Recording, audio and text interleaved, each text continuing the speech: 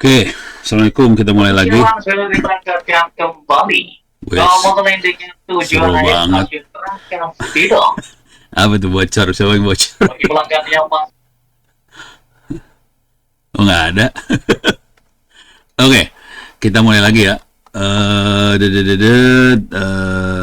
Oke, masuk ke sini. Kita masuk ke backdoor.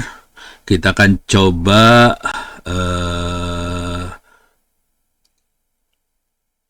forensic backdoor di Ubuntu.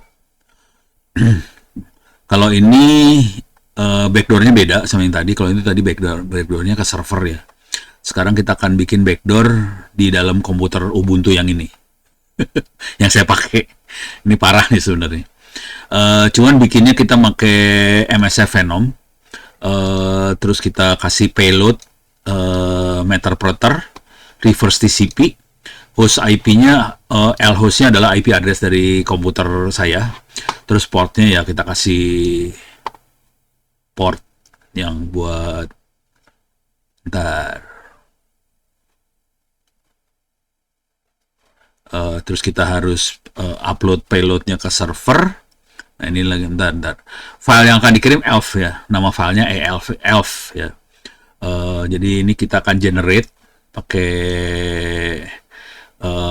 ini adalah IP address di Kali Linux, ini port di Kali Linuxnya. Filenya adalah file format ELF. Kita kasih nama backdoor.elf. Sebenarnya formatnya bisa apa aja sih. Backdoor.elf biar kelihatan. Terus kita copyin si backdoor.elf ke komputer yang ini, komputer yang saya pakai, kira-kira gitu.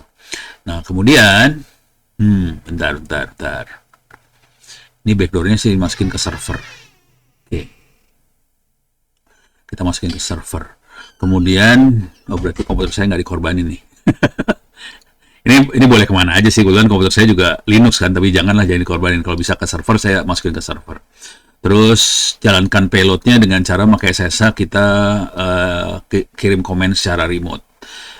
Ini chmod executable time backdoor. Udah gitu jalanin si time backdoornya dijalankan. Oke. Nah udah gitu kita bisa serah apa aja sih di backdoor itu. Backdoornya itu akan ngomong ke Kali Linux. Kali Linuxnya harus menjalankan tuh ayah di dia mah tidak ada. Catatannya kurang yang ini ya. Ini catatannya yang kurang. Kita harus jalanin MSF console di Linuxnya. Kemudian kita harus jalanin payload ini nih. Payloadnya wah ini harus ditambahin. yang terdiri dari 10 Catatannya harus ditambahin ya. Ini udah sambil saya benerin catatan, saya akan uji coba, mudah-mudahan bisa jalan. Kita punya waktu sampai sekitar jam 18.50-an lah. Jadi punya waktu sekitar 20 menitan. Mudah-mudahan kekejar. Saya akan... Layarnya belum di-share ya? Oh, layarnya belum di-share ya? Alas ya. Parah. Oke, diulang. Berarti. Ini terlalu semangat. Soalnya tadi barusan saya booting dulu biar aman. Lupa nge-share layar. Mana nih?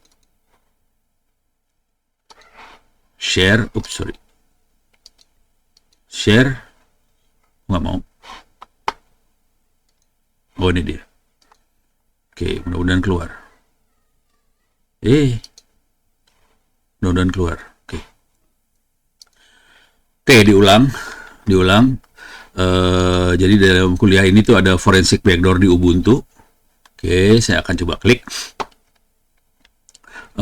Ini backdoornya saya bikin, ini backdoornya buat di Ubuntu server, cuman di sini ada yang kurang sebenarnya. Apa yang harus kita jalankan di Kali Linux buat bisa komunikasi ke backdoor tadi, gitu kira-kira. Jadi ini adalah langkahnya bikin backdoornya. Kalau di Ubuntu dia bentuknya ELF. Oke. ELF ini harus dikirim dari Kali Linuxnya. Kita bisa bikin backdoornya pakai MSF Venom. Payloadnya Linux /x64x/Metaplotter/reverse TCP.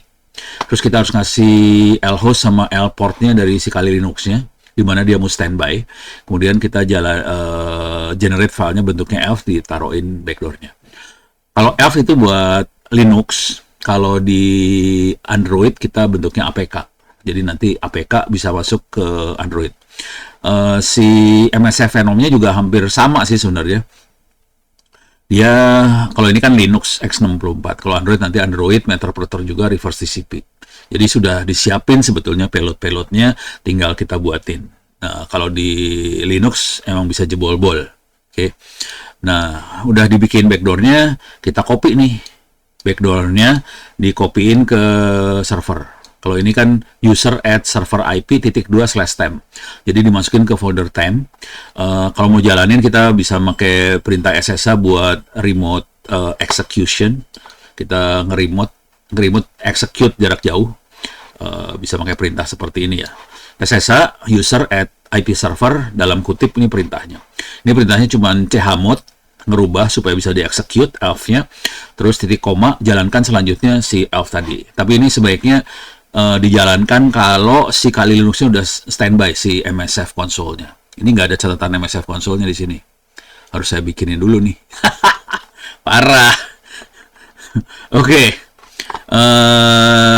Bentar. Belum jalan. Oke. Saya akan jalanin lagi korban. Start normal. Mudah-mudahan sempet, mudah-mudahan kekejar. Kalau nggak kekejar, ya sudah. Nasib. Oke, korban sedang running. Saya juga perlu nge-running Kali Linux. Karena MSF Venom adanya di Kali Linux ini. Bentar, mana dia? Apa nggak ada ya? Bentar. Waduh. Mikrotik ori. Mikrotik. Bener kalinya nggak ada Soalnya kemarin nge-crash. Wah, nggak bisa kita praktekin. Tidak bisa kita praktekkan karena Kali Linux-nya crash. Jadi saya delete kemarin karena Kali Linux-nya crash. Jadi saya harus install Kali Linux lagi. Soalnya nggak bisa. MSF console sama MSF Venom ada di Kali Linux. Install di Ubuntu cari perkara. Jadi saya nggak akan ngerjain itu. Jadi ini kepaksa di cancel. Makhluk ini di cancel, nggak mungkin saya kerjain ini. Cuman saya harus nambahin, harus menambahkan di sisi Kali Linux-nya, harus jalanin ini, tambahin nih. Saya harus nyari ya. Bentar, di kalimatnya gimana? Simulasi pembuatan backdoor. Minusnya berapa sebenarnya? 3.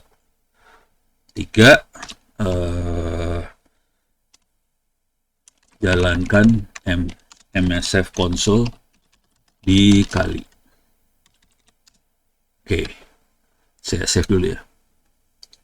Ini saya mau nambahin ini aja sih, catatan aja. Oke, MSF Venom. Oke, ini dia. Nah, kita harus jalankan ini sih sebenarnya. Cuman payloadnya dirubah ya. Payloadnya tidak Android Meterpreter, kita pakai Linux x86. Jadi itu yang kita rubah. Oke, terus exploit. Jadi di sini saya tambahin sebetulnya. Ini saya tambahin. Jalankan di Kali Linux, jalankan perintah ini. Jadi pertama-tama MSF console supaya masuk ke dalam MSF. MSF adalah Metasploit Framework. Ini saya kasih spasi dulu dan ketik.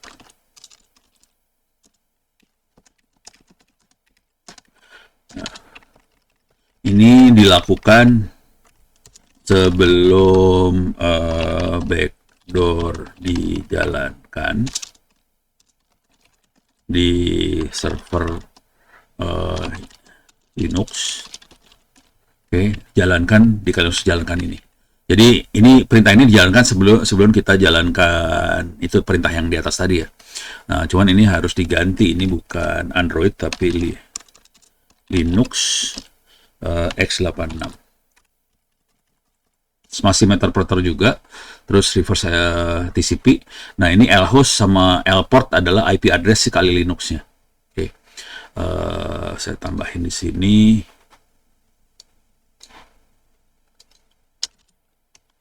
Set lhost dan lport.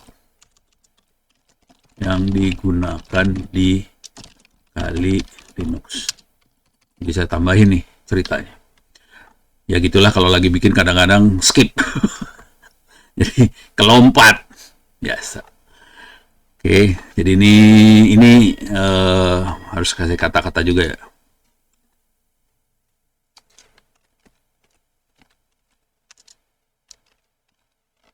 Untuk mengaktifkan backdoor, kita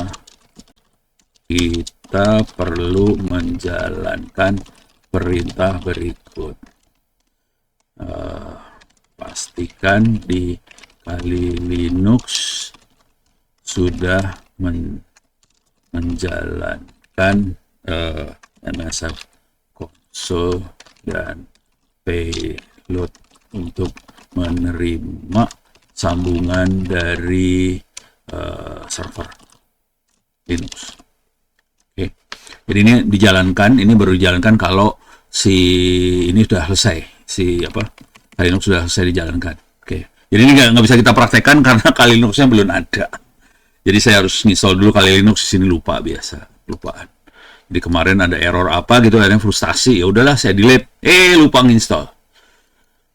Ya, oke, ini beres urusannya. Coba kita lihat lagi kuliahnya.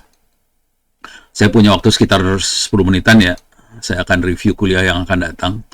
Jadi ini PR, tadi mana? Ini PR. Terus ada mitigasi backdoor di Ubuntu-nya, itu bagaimana kita menambal, atau kita baca aja ya, mitigasinya apa aja. Oke. Supaya backdoor itu tidak masuk, pertama mencegah hak akses, menjaga integritas data, jangan sampai bocor, terus pastikan availability dari sistem. Terus yang perlu diperbaiki secara berkala, kalau di sisi Linux ya, kita perlu update software-software pakai repository yang resmi, bisa dipercaya, lakukan update secara otomatis, terus kernel di-update terus kalau bisa. Dari sisi manajemen user sama permission, izin dan sebagainya, kita harus batasi akses root, terus gunakan prinsip least privilege. Artinya gini, dalam bahasa yang sederhana aja, user atau admin yang punya privilege yang tinggi hanya sedikit orang. Kalau bisa satu orang jangan punya privilege banyak, gitu. Kalau nggak kacau, satu orang ini jebol habis semua, gitu. Jadi privilege ini penting banget, diatur banget. User yang tidak aktif di-delete. Dah, karena itu jadi pintu gerbang buat masuk soalnya. Berbahaya banget. Nah, kita perlu kuatkan password harus kuat, unik, ubah password secara berkala, gunakan two-factor authentication. Nah, ini yang proses yang ini lebih makin hari makin horor nih, two-factor authentication-nya. Sekarang kita bisa masuk ke Play Store. Ada aplikasi buat authenticator. Nah, cuman saya masih belum tahu cara ngodingnya. Nah, ini ada Google Authenticator. Ini seru banget. Dia akan ngomong ke aplikasinya kita. Ini ada proses two-factor authentication antara Google Authenticator sama aplikasinya kita. Cuman saya belum tahu cara ngodingnya gimana. Cuman udah beberapa aplikasi saya pakai, dia mintanya yang kayak ginian, Google Authenticator. Jadi dia tidak pakai WhatsApp, tidak pakai SMS, tidak pakai apa. Cuman prinsipnya kayaknya mirip-mirip sama WhatsApp sih, kayaknya. Oke, tapi lewat Google gitu. Cuman kayaknya ada beberapa nih, two-factor authentication aplikasinya ada beberapa. Jadi perlu di-explore mana yang menarik gitu. Ini eksplorasi lain lagi nih. Oke. Jadi itu yang seru. Sorry, mana sih? Sini ya? Oh, ini masih terus ya? Ini mah yang tadi, ini mitigasi. Oke. Ini pakai two-factor authentication.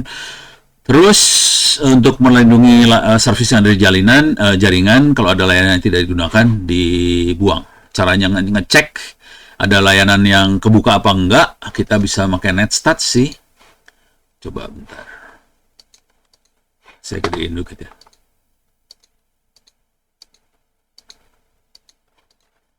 Netstat. Kalau nggak salah sih NTULP, kalau nggak salah ya, perintahnya gitu. Nah, kita bisa ngelihat, nah ini betul NTULP, kita bisa lihat port berapa aja yang lagi kebuka nih. Ini port server loh, hati-hati nih. Ini port servernya lagi listen di 25, ada di 53, 53, 613, ada port yang kebuka nih. Ada SMTP kebuka, ada SSH kebuka, segala macam. Kalau kita nggak yakin bahwa kita jalanin aplikasi ini, kita harus filter atau kita delete. Kalau ini kebetulan saya emang jalanin beneran. Cuman yang ini nggak nih sebenarnya nih. 53 tuh DNS ya. DNS servernya nggak kita buka sebenarnya. Cuman dia ini dipakai buat si server buat mainan nih, di belah sini ada. Oke. Jadi ini yang listen itu server. Nah, kita harus pastikan bahwa itu emang kita pakai. Nah, kalau kita ada backdoor akan menjalankan server seperti ini dan kelihatan di netstat N2. Ini kalau nggak saya paste di sini dah. Ini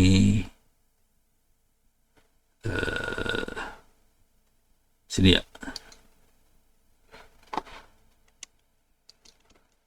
Bisa dicek menggunakan ini. No, sorry. Oke. Jadi kita bisa pakai netstat NTULP. Ingatnya sih saya biasanya sama bunga tulip. N tulip. Itu ada, kita bisa ngecek port apa aja yang kebuka. Nah, kalau ada yang nggak beres, kita bisa delete, kita bisa kill aplikasi yang bikin gara-gara. Kalau kita nggak tahu aplikasinya, kita bisa blokir pakai firewall.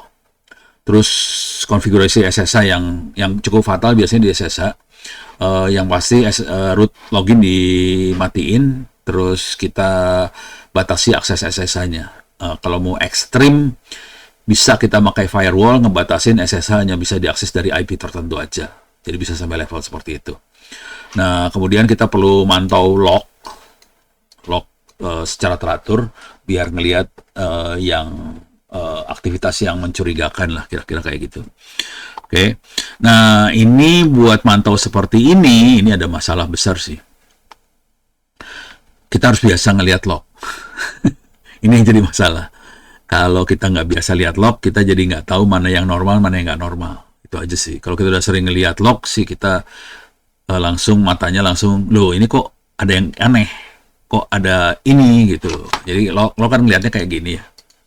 cd var log. Oke. Ini ada log-lognya ada di sini semua. Ada authentication log yang sering, boot log mungkin nggak terlalu ya. Ada mail log buat email, ini ada fail log buat yang gagal-gagal. Ada lagi apa? Ini tadi saya sempat kasih lihat di Apache ya. Mana Apache? Oh, nggak ada sih. Firelog Apache. Firebird. Apache-nya hilang. Kok nggak ada Apache? Ya udah. More. Oh, ini di komputer saya soalnya, pantesan kagak ada Apache. Nggak ada web server, soalnya nggak saya install Apache-nya, pantesan nggak ada.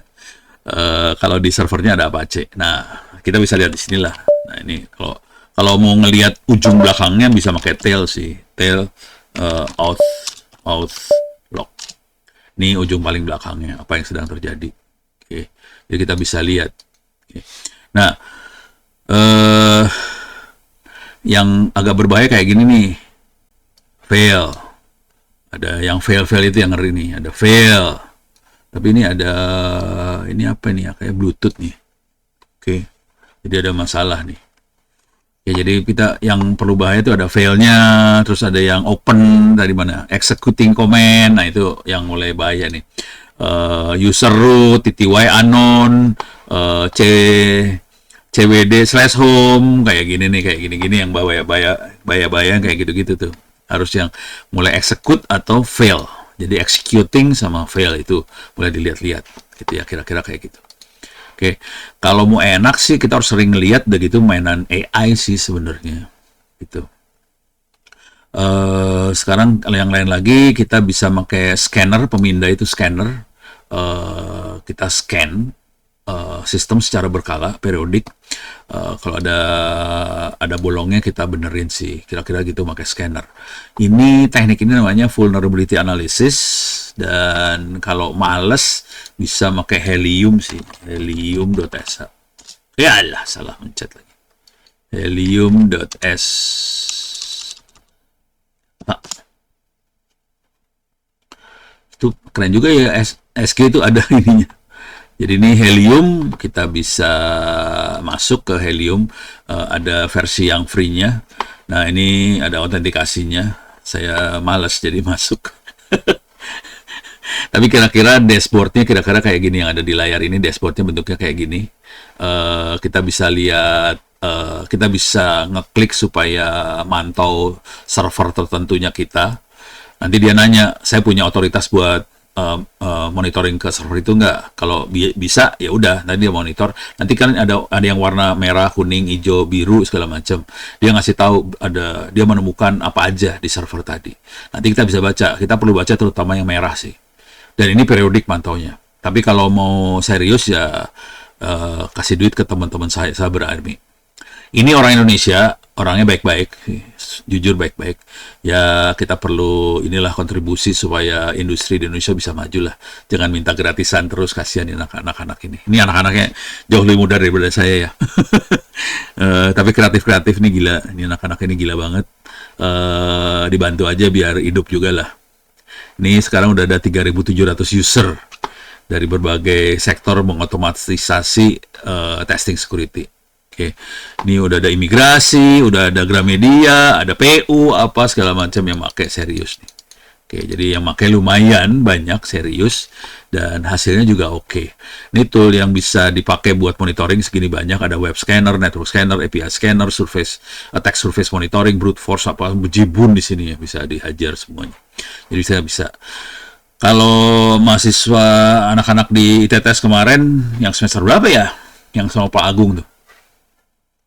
Mereka ngetes di DPR RI itu udah mulai pakai AI. Kalau itu lebih parah sih hasilnya. Kalau udah pakai AI parah. Kalau udah ngerti cara makainya parah banget, soalnya kadang-kadang nggak kepikiran sama tool-tool yang normal, dia bisa masuk. Jadi jebolnya parah banget kalau pakai AI. Jadi kalau yang lebih serius pakai AI sih. Tuh. Terus perlu kita bikin backup, teratur, disimpan di tempat yang aman. Nah, untuk backup ini ceritanya jadi panjang dan seru. Kira-kira gini, kalau kita backup, kalau backupnya sehari sekali, recovery-nya kadang-kadang bisa seminggu ya. Kalau kita ini sistemnya aktif melakukan transaksi, database-nya melakukan transaksinya gila-gilaan, terus kita cuman backupnya 24 jam sekali. Itu kalau ada masalah, data transaksi selama 24 jam itu bisa hilang. Jadi kita punya masalah di situ kalau backupnya 24 jam sekali. Kalau sistemnya aktif, backupnya kalau bisa jangan 24 jam sekali. Backupnya kalau bisa bangsanya beberapa detik sekali gitu. Jadi teknik backup yang paling baru ini kemarin saya ikutan duduk di trainingnya HP Enterprise. Jadi anak-anak itu backupnya detik, ordernya beberapa detik sekali backup. Cuman backupnya nggak seluruh file database di backup, jadi dia backupnya kayak bikin jurnal, kayak backupnya kayak gitulah, gitu ya. Jadi ada teknik backup yang lebih baru lagi yang bisa backupnya ordernya detik. Kalau ada masalah data yang hilangnya ordernya detik, jadi masih bisa ditolerir ya, kira-kira gitu. Coba saya backup Restic nih dia kalau nggak salah. Nah ini dia makhluknya. Wah, belum saya iniin ya. Ini belum saya belum saya format untuk lebih bagus. Tapi kuncinya Restic ini, oke, saya ambil dulu lah biar oke, saya benerin supaya bisa dibaca sama MySQL-nya lebih enak. Bintang-bintang jadiin titik-titik-titik. Oke, udah. Terus ini backupnya 5 detik sekali, bisa lebih terserah sih, bisa beberapa 1 menit juga boleh, tapi yang ekstrim 5 detik kan. Ini scriptnya.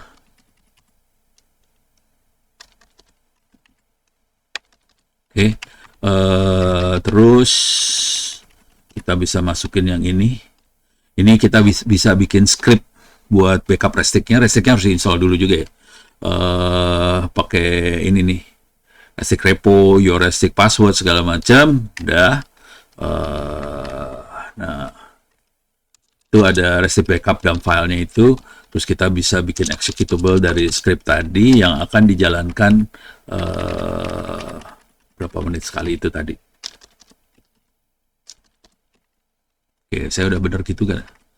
Oke, udah benar. Sekarang ini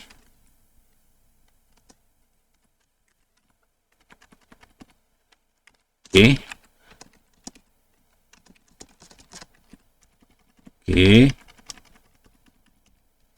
Tuh agak. Ini kalau tiap menit dijalanin ini kayak gini caranya kira-kira. Sorry. Nah, ini settingnya ada di sistem D. Kita bikin script di sistem D-nya supaya bisa jalanin sesuai yang kita mau. Oke. Nah, di sini baru di sini jalaninnya. Kalau untuk tiap detik ini udah eksperimen banget. Kalau mau berani mati bisa di set di sini sih edit timernya. Nah, tapi ini bahaya. Kalau mau aman sih menit sih. Oke. Feature to prevent concurrent execution. Jadi kita harus ngeset yang ini juga sih supaya tidak barengan jalan sekaligus. Tapi ini saya harus nyari dulu cara ininya gimana. Ini adalah catatan yang saya dapat dari ChatGPT sih, sebenarnya belum saya tes beneran. Oke, kalau ini bisa dibaca lebih enak nih. Tuh kan bisa dibaca lebih enak, tadi nggak enak. Ya gitu deh tekniknya. Jadi ini harus dieksperimen, jadi kita bisa eksperimen level kayak gini. Oke, saya harus instalasi Kali Linux buat minggu depan, mudah-mudahan sempat. Besok mudah-mudahan ada waktu. Sudah itu mudah-mudahan minggu depan kita bisa coba yang tadi. Sesudah itu kita bisa masuk kuliah lanjutannya. Oke, terima kasih. Saya tutup sampai sekian dulu. Mudah-mudahan bisa bermanfaat. Billahi taufiq wal hidayah. Assalamualaikum warahmatullahi wabarakatuh. Oke.